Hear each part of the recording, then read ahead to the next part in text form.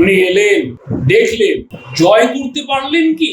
এই প্রশ্নের জবাবই খুঁজবো আজকের এই ছোট্ট প্রতিবেদন। আপনারা দেখছেন ক্রাইম প্রেস বেঙ্গল, আমি রাজীব। মাস দেড়েক আগে আলিপুরদুয়ারের সভায় প্রধানমন্ত্রী নরেন্দ্র মোদী ভোটের ডঙ্কা বাজিয়ে দিয়ে গিয়েছিলেন।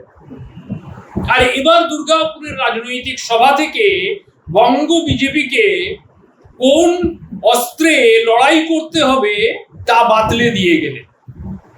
যখন ভিন রাজ্যে বাঙালিদের ওপর হেনস্থা নির্যাতনের ঘটনার প্রতিবাদ করে বাংলার মুখ্যমন্ত্রী মমতা বন্দ্যোপাধ্যায় পথে নেমে আন্দোলন কর্মসূচি করছেন, বাঙালির এই আবেগকে নিয়ে তিনি আগামী 26-এর বিধানসভা নির্বাচনেও হাতিয়ার হিসেবে ব্যবহার করতে চলেছেন, ঠিক তার সেই হাতিয়ারকে পাল্টা শান দিতে শুরু করলো প্রধানমন্ত্রী নরেন্দ্র মোদীজি তথা বঙ্গের বিজেপি শিবির। অর্থাৎ শাসক তৃণমূল যে হাতিয়ার নিয়ে লড়াই করতে নেমেছে, ঠিক সেই অস্ত্রটি বাতলে দিয়ে গেলেন প্রধানমন্ত্রী মোদীজি। উড়ে এলেন দিল্লি থেকে, এসে বাঙালির অস্মিতা, বাঙালির আবেগ, বাঙালির সংস্কৃতি নিয়ে অধিকাংশ সময় ব্যয় করলেন দুর্গাপুরের রাজনৈতিক সভায়। তার মুখে উঠে এলো জয় শ্রীরাম স্লোগানের বদলে জয় মা দুর্গা, জয় মা কালী ধ্বনি। দীর্ঘদিন পর ভারতীয় জনতা পার্টির মুখে জয় মা দুর্গা, জয় মা কালী ধ্বনি শুনে বোঝা যাচ্ছে যে ধীরে ধীরে ভারতীয় জনতা পার্টি 26-এর বিধানসভা নির্বাচনের আগে তার ট্র্যাক একটু বদলে দিতে শুরু করেছে। কোন ট্র্যাক? না, শুধুমাত্র হিন্দু হিন্দু বলে লড়াই করলে হবে না। এবার তার সঙ্গে তৃণমূল কংগ্রেস যখন বাঙালির হেনস্থা বা বাঙালির আবেগকে নিয়ে ময়দানে নেমে পড়েছে, ঠিক তখন তৃণমূলকে প্রতিহত করতে পাল্টা সেই বাঙালি আবেগকেই শান দিতে হবে, সেই অস্ত্রেই ঘায়েল করতে হবে শাসক তৃণমূলকে। আর সেই কারণেই অধিকাংশ সময় তিনি ওই রাজনৈতিক সভার মঞ্চে বাঙালি মনীষীদের নাম নিয়ে এলেন। কাদম্বিনী গঙ্গোপাধ্যায়, বিষ্ণু দে, বিধানচন্দ্র রায় থেকে শুরু করে তার দলের যিনি জনক শ্যামাপ্রসাদ মুখার্জির কথা বললেন। তিনি সেই মঞ্চ থেকে বাঙালির সংস্কৃতির কথা বললেন। আগামী দিনে বাঙালির জন্য, বাংলার জন্য তিনি কি কি করতে চান প্রচুর ভাষণ তিনি দিলেন। অর্থাৎ বোঝা যাচ্ছিল তার ভাষণ শুনে এই বঙ্গ বিজেপির শুভেন্দু সুকান্তদের লেখা স্ক্রিপ্টটি পুরোপুরি আউড়ে গেলেন মোদীজি। কিন্তু একবারও তার কথায় উঠে এলো না ভিন রাজ্যে যে সমস্ত বাঙালিরা হেনস্থার সম্মুখীন হচ্ছে তার বিরুদ্ধে কোনো পদক্ষেপের কথা।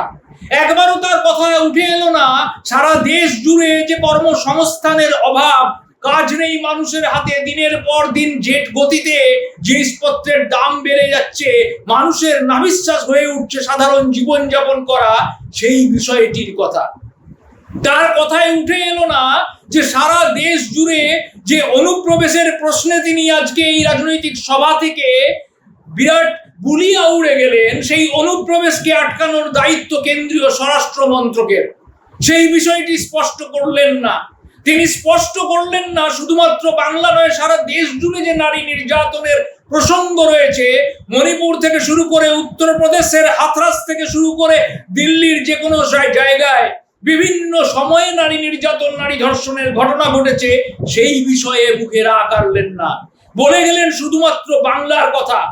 তিনি বললেন বাংলা থেকে মানুষ নাকি কাজের জন্য, ব্যবসার জন্য অন্যান্য রাজ্যে পাড়ি দিচ্ছেন। হ্যাঁ, বাংলার অনেকেই বাইরে ভিন রাজ্যে কাজের জন্য যাচ্ছেন, সেখানে গিয়ে হেনস্থার সম্মুখীন হচ্ছেন, নির্যাতনের সম্মুখীন হচ্ছেন, কোন রকম পদক্ষেপ গ্রহণ করছে না অনেক বিজেপি শাসিত রাজ্যের তরফে। কিন্তু এটা কি মোদী জানেন না? অন্যান্য রাজ্য থেকে, অবাঙালি রাজ্যগুলি থেকে প্রচুর পরিমাণে অবাঙালি আজকে বাংলায় এসে ব্যবসা করছে, কাজ করছে, চাকরি করছে, তাদের কর্মসংস্থানের ব্যবস্থা করে নিয়েছে।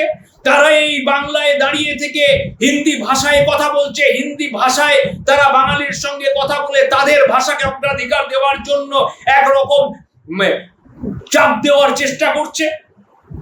এক্ষেত্রে আমাদেরও কিছু কিছু বাঙালির দোষ আছে বলবো। অনেক বাঙালিকে দেখা যায় কোনো হিন্দিভাষী মানুষের সঙ্গে কথা বলতে গিয়ে পশ্চিমবাংলার মাটিতে দাঁড়িয়ে তিনিও হিন্দি ভাষায় কথা বলা শুরু করেন। একবারও তিনি বলেন না যে এটা পশ্চিমবঙ্গ, আপনি বাংলা ভাষাটা শিখে নেওয়ার চেষ্টা করুন, বাংলায় কথা বলুন। তাহলে মোদিজি কোন বাঙালি আবেগে শান দিতে গেলেন? শুধু কি 26-এর নির্বাচনে ভোট বৈতরণী পার হওয়ার জন্য তার আগে যে সমস্ত নির্বাচনী প্রচার চলবে সেই নির্বাচনী প্রচারগুলোতে দিল্লি থেকে উড়ে এসে বিজেপির কেন্দ্রীয় নেতৃত্ব একে একে এই বাঙালির আবেগে শান দিয়ে ভোট বৈতরণী পার হওয়ার চেষ্টা করবেন? একদিকে যেমন শাসক তৃণমূল বর্তমানে বাঙালির আবেগকে নিয়ে লড়াইয়ে নেমেছে, ঠিক পাল্টা বিজেপিও দেখলো যে ওদের শুধু হিন্দুত্বের পথে হাঁটলে হবে না, ওই বাঙালি আবেগেই পাল্টা চলতে হবে। তাহলে এবারের 26-এর বিধানসভা নির্বাচনে মূল হাতিয়ার কি হয়ে উঠতে চলেছে এই বাঙালির অস্মিতা, বাঙালির সংস্কৃতি, বাঙালি আবেগ? এই প্রশ্ন কিন্তু রইল আমাদের।